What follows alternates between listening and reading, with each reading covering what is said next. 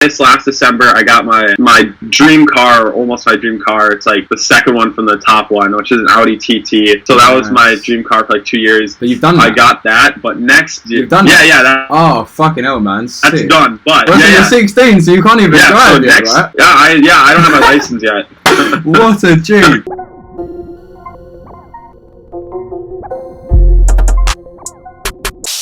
So obviously I've sort of know who you are. I've come across you pretty recently, to be completely honest. But for anyone watching that doesn't know, just introduce yourself for me. Yeah. So my name is Joshua Gavin. I'm known inside of my community as the cold messaging king. And the reason that is because for the past 2 years now, running my digital marketing agency, I've acquired all my clients via cold messaging. I don't cold call. I don't do anything like that. It's all cold messaging on platforms like LinkedIn, Facebook, Instagram, any platform where I can send a message. I've closed the client there. Now, I've created a system I call the 4 pillars of cold messaging. I myself have complete rights to it. A lot of people try to go out there and copy it, but it is something that we have intellectually protected under the cold messaging king. So that's how we're differentiating ourselves from everyone else.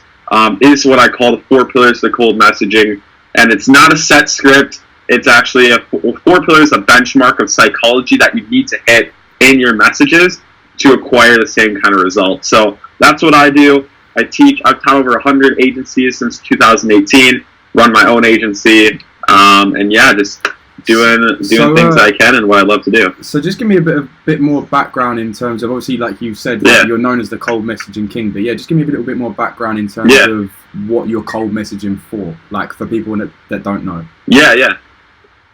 So we're cold messaging for any kind of B2B service, right? Anybody that's providing a service, whether that's Facebook ads, chatbots, anything, consulting, coaching. If it's a service of any kind, that's what this cold messaging works for. And also, I've taught a couple guys how to cold message to get girlfriends, and we've had success rates on that as well. So it's very universal. I got a guy picked up his girlfriend via cold messaging, and so I mean, this stuff it's working all over the place. That is fucking hilarious. That is hilarious. So also, because I know, like, you're, like, in terms of, like, running a business, you're a pretty young guy. So just sort of run down sort of like for me anyway. I'm 23. So to see someone of your age to be doing this, man, like, it is very, very motivating. It's like I actually see thank you. The Clickfunnels event. I don't know if you see it. There was like a kid there, and he was like 9 or something like that, and it was like he had been running like his own I don't know if it was an agency, but he was teaching kids how to make money online, and I was just like, fuck, like, what was I doing at 9? Like, but it's very much so. Just talk about sort of what age you was when you got into it and stuff like that as well. Yeah, so I started this whole online money making thing when I was 14 years old, which was about 2 years ago. I'm 16 now, 17 in March, so almost 17. But I started in e-commerce, actually. I thought I was going to be one of those kids who was going to make $1 million just selling cheap Chinese products. And I was like, bro, this is the way to do it. Let's go. I have $200. I'm going to make $1 million, right? I had that mindset like all the other kids out there that see those YouTubers online with dropshipping. They don't understand what it really takes. Sure. And I realized through trial and error that it did take more, but it really helped me understand a ton of things like Facebook ads, building a Shopify website, finding products. Like, I learned so much through that, and I don't regret it at all. But that's how I got started. Now, after that, I moved into becoming a freelancer for other e-commerce stores, like building their website, writing product descriptions, running their Facebook ads. Like, I started doing it for other people, and that's how I got into all this. And I kind of worked my way up, my value up. Like, the higher clients I worked with, I started working my way up through those 2 years. And now I've gotten to the point where we're working with more advanced companies, not cheap people I find inside of a group, right? So that's how I got started.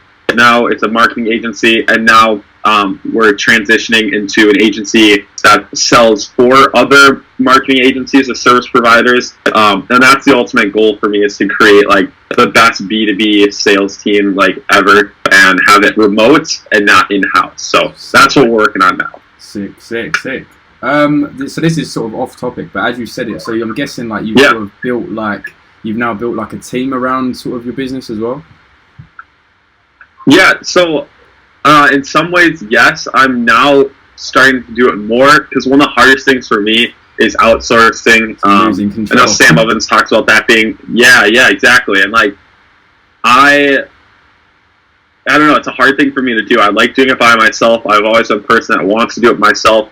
You know, I never bought video courses. I've never invested in anything like that. I was always like, I got to figure it out myself. So like I never took a course before. It was just YouTube. Really? And like I feel like I got that mindset because I was homeschooled and I was self-taught, you know, just reading my books. And then also, you know, with playing guitar as well, I play guitar. I self-taught myself that too. So like I feel like it's something that is worked into me, and it's a good thing, but it's also a bad thing because now outsourcing, I'm like, dude, I don't want to pay somebody to do this. Like I just want to do it myself. Like, I can do it, but I'm starting to do that because I know I need to. So like I've been figuring out trying to get really good people, but you know, it's something that I definitely need to work on more. But I want to be very strict about who we have on our team and everything like that. Yeah, wicked, man. So what sort of motivates you? Obviously, you've got some sort of motivation to be starting this from such a young age. Yeah. So I feel like my motivation is like taking something, taking a process that's out there and then making it easier for people but more effective. So I've always loved to, like, whenever I worked my part-time job in an apple orchard, I worked in an apple orchard for the last 6 years, actually. I started when I was 11. And there was a lot of, like, outdoor manual labor, and it was hard. Like, it's not, like, easy to do some of the stuff. And so I always try to figure out a way to do it faster, but just as well or almost better. And so that's something that I always enjoyed, and it's fun to, like, do. And so when it comes to sales, B2B sales, marketing, it's so much fun to just think about creating some sort of system like that's just going to work super well and be easier for people. And that's why I came up with cold messaging, because cold calling sucks. Like, you know, it's people don't like the cold call.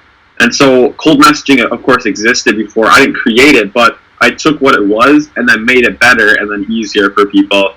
And so that's what drives me. It's not necessarily the money. If it was the money, then I wouldn't have still be doing this, because back when I wasn't making money, I would have quit if it was about the money. So, you know, now it's the passion of creating systems and skills that accelerate past, you know, the normal standards. Sick, man. So just on the back of like what you've said, I'm just sort of going off the top now. But when you say systems, like what sort of systems have you put in place that are sort of you know, you essentially couldn't live without now?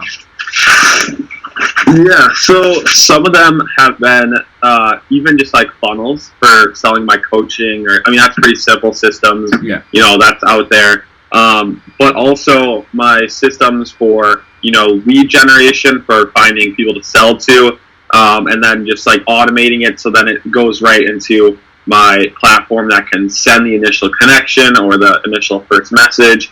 And then also just like taking, even if it's manual work where you have to send certain messages, like that's why I created the 4 pillars. So that's just like, you know, this pillar, this one, that one, and that's just a system. And so, you know, when you follow that, it's going to work. And so just simple things like that. And like just trying to, like I said, as I'm building a team, I like to do it myself. And then I figure out like, all right, I need to replace this. Like, how can I replace this with something that automates it? So I like to do it manual first. Like I used to sell my coaching over the phone to people, and then like 6 months ago I got a funnel to do it, right? And so I knew what to put in the funnel because I did it. I know the objections that people are thinking over the phone, and so I just handled that in the funnel. And now all my coaching is sold through a funnel, all my resources. So those are the kind of systems I like to do it myself, and then figure out how I can fill in the blanks with the software. With the software, sick, man, quality. That sounds brilliant. So yeah, next things, is there sort of any apps that you use on like a day-to-day basis, whether that's like a PC app, Mac app, iPhone app, any sort of apps that sort of gets you through the day, really? So Facebook is a big one. I practically live there for cold messaging. Facebook Messenger, LinkedIn's a big one.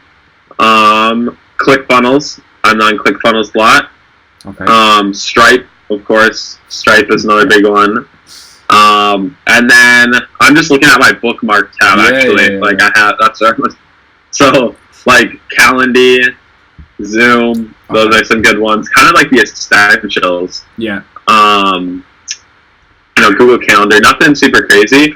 But just kind of the basics, right? What about like iPhones? But oh yeah, iPhones. Frick. I feel like Instagram, because I do a lot of cold messaging. So like any platform where I'm cold messaging on, like that's the app I'm on a lot. Yeah. Trying to think. Frick. I'll look at my home screen real quick. That's all right. Gmail. Look at Gmail's a big one. Yeah. Stripe, Gmail, LinkedIn, Facebook. Basically, all the platforms where you cold message from. That's where I'm at. That's where I'm always on. That's sick, man. Because like so many people are like, oh, the meditation apps like this one. You're just like, oh, I'm cold messaging the whole time. Like, I ain't got time for that. That's it. Oh, that's sick. Yeah, it's literally just like cold messaging. Anything where I can cold message, that's the app I have. Yeah. And like, I don't know. That's sales is the most important thing. I'm surprised you're not like what you said before about like you're helping guys pick up. I'm surprised you're not using Tinder as like a lead gen. No, dude, I'm thinking about that. You know, isn't there like there's like a new? I heard there's like a business Tinder where like you can find like. Yeah, dude, I'm gonna get on that. Actually, that's a good idea. That could be. I'm gonna do that. That's sick. That could be sick.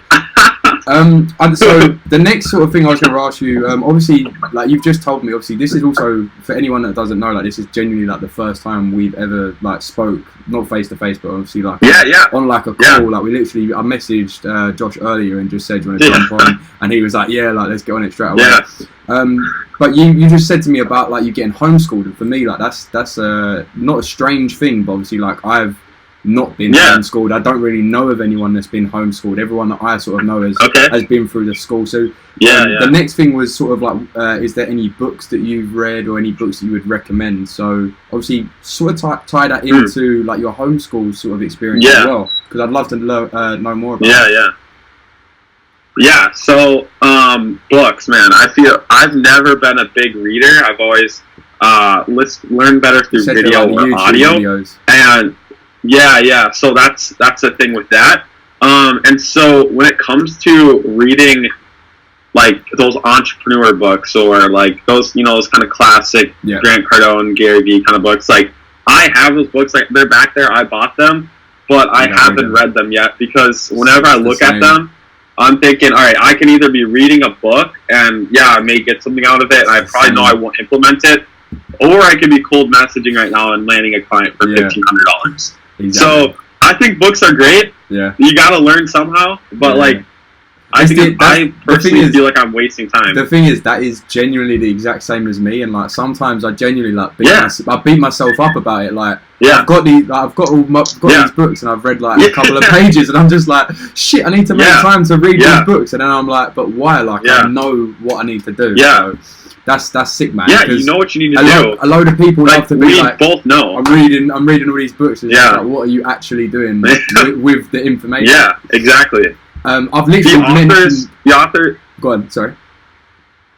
No, I was saying like the authors, like anybody, like you go. I've heard many of these famous entrepreneurs be like, "You're gonna read my book," but like most of you guys aren't even gonna do anything. Like they know we're not gonna do much from it, and so like I'm like, all right, then what the heck? I know what I need to do, which is selling and getting clients, because that's how I make money. Yeah. So that's what I need to focus on. Like, exactly that. That's what I think. I've literally mentioned this in like every single one of these, but obviously like the books is one of the topics. But have you heard of that the app Blinkist?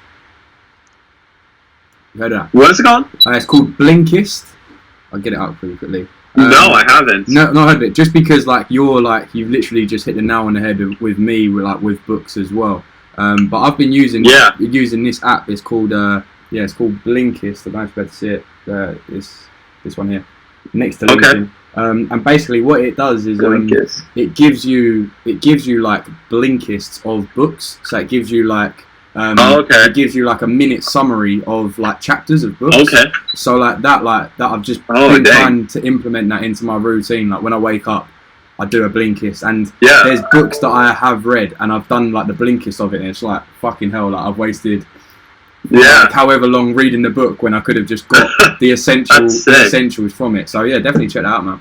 Yeah, I'm looking at it right now. I'm gonna check that out. That seems sick. Yeah, it is good. It is good, and I've managed to like get in so much more just from using that and not having to fucking sit down. Yeah. Even like when I'm in the gym or like when I'm driving to the gym, I'm just listening to them. So it is good.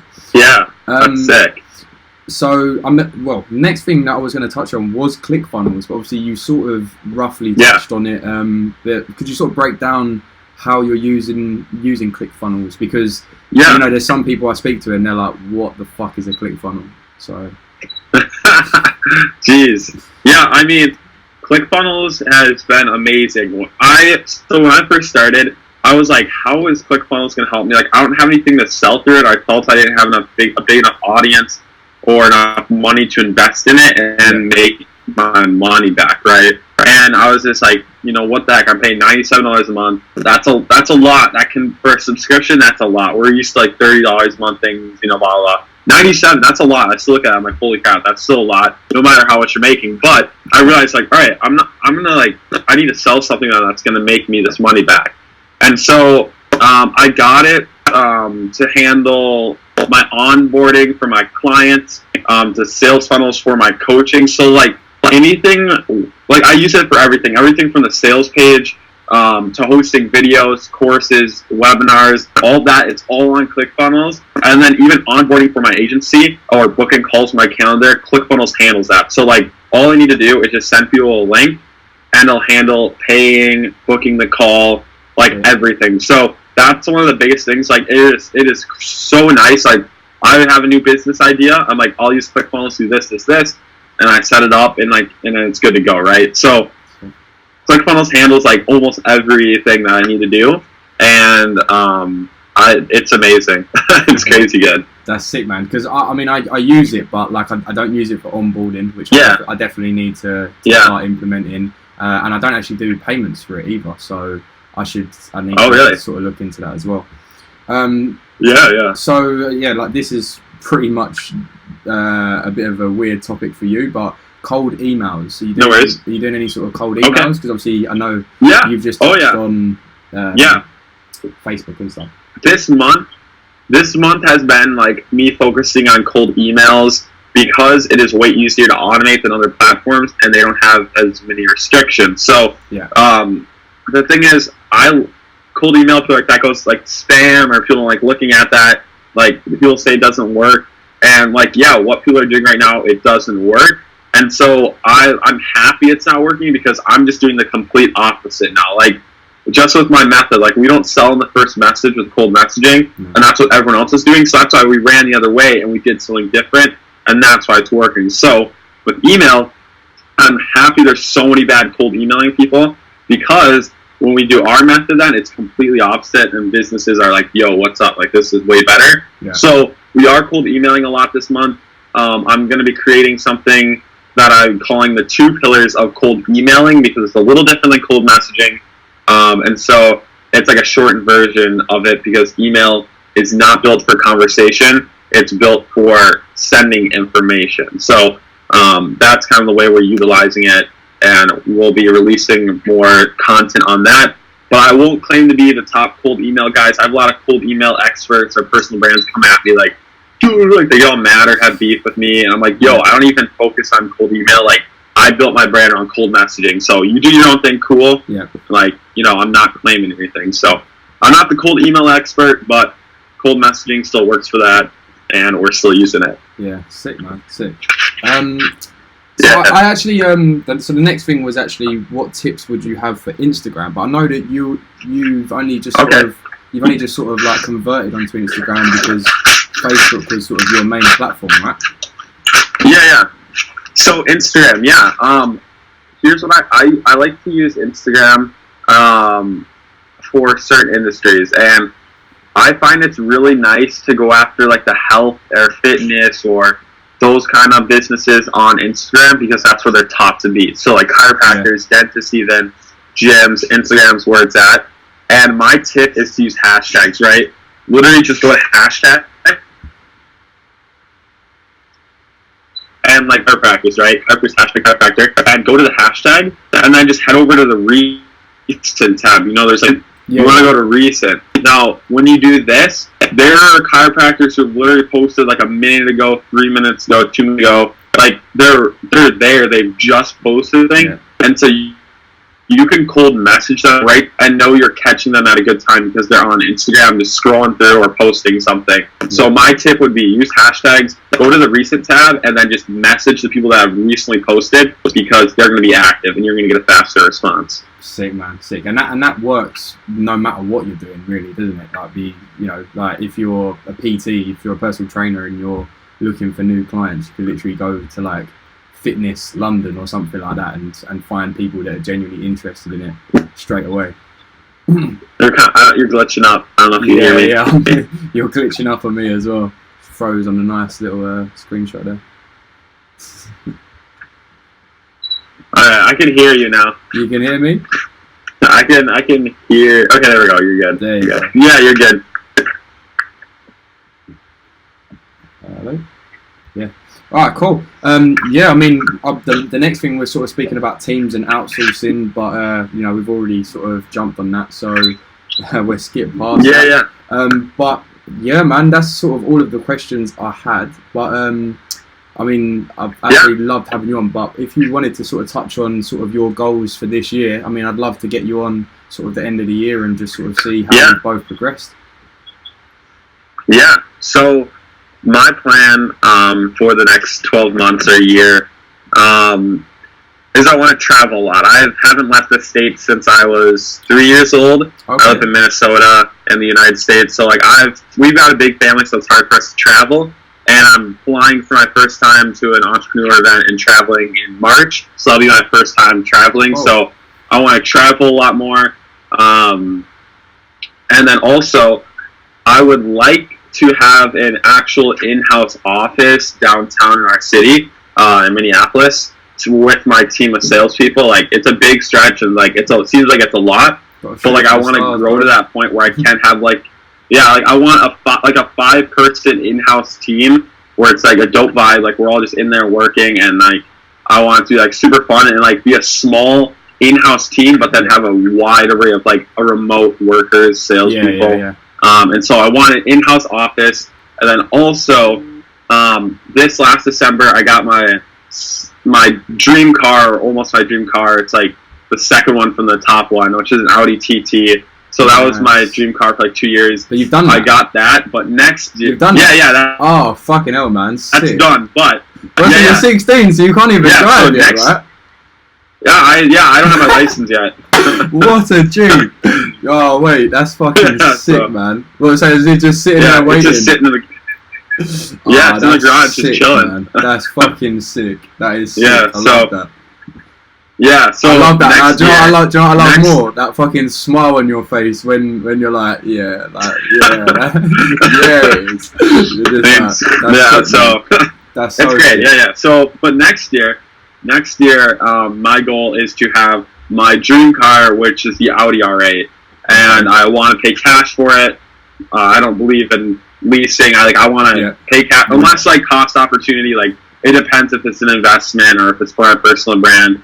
Well, I'd like to get an Audi R8 by next year because that's like the top car that I want, and so that's the goals. Those are the goals for the year: just traveling, get an office, and then get that car. And I'll be 18 next year, so I can just like go travel more. Hop in that R8 and just fuck off. Yeah, dude. Message when you're pulling over. Yeah, dude. Yeah, man. Well, yes, sir. That's sick, man. Well, I wish you all of the best, and I wish I can't wait to see you. Thank you so much. I can't wait to see you in that R8 next year, man. Dude, yeah. Thank you very much. Come visit you. Yeah, man. Yeah, when I'm out in the US as well, I'll definitely come visit you, man. But yeah. Where are you located again? Are you in the UK? I'm from the UK. Yeah, I'm London. Okay. Yeah. Awesome, dude. That's sick. Okay, here's the thing. When I was a kid, I wanted to be a music producer, and I still do. Like, on the side. Yeah. And I wanted to go to a university there in London. And like I still always wanted to live in London. Actually, it's been like a dream since I was a kid to like stay there for a year. Sick. So wait, I probably will be coming out there soon. Like that's the. Yeah, go on. Sorry. I was really gonna interrupt you then. Sorry. No, yeah, I was saying that's like a top destination for where I want to head out is. Oh, bro, London. if you ever need somewhere to stay, come roll through, man. Yeah, dude. But let's go fucking right off topic, because obviously, like, what sort of music are you into? Yeah, so I like a lot of different stuff, right? I just don't like country music, and I don't like hardcore rock. That's what I don't like. But I listen to a lot of like lo-fi and jazz, some sort of like future house. I'm down in that kind of stuff. I was big in house music, just like kind of like the underground scene of house, like that's big in the UK. Like a lot of different things. Some like rap, but it's a lot of different things. My mate has just literally got his own studio, so I have to send you his stuff. Really? That's sick. He's been putting in work, and like he's finally just sort of like awesome. Everything's just clicked for him. So I'll send you his details, man. You have to check him out. That's so sick. Yeah, that's sick. That's so cool. Sweet, man. Well, I'm gonna end the episode there, but like I said, definitely get you on moving forward, and we'll see where you're getting on with. Thank you. Cool. Yeah, likewise, man. Take care, guys. Obviously, if you like the video, make sure you go ahead, leave it a like, comment underneath. Of course, hit that subscribe button, and let me know who you want to see on next. Boom.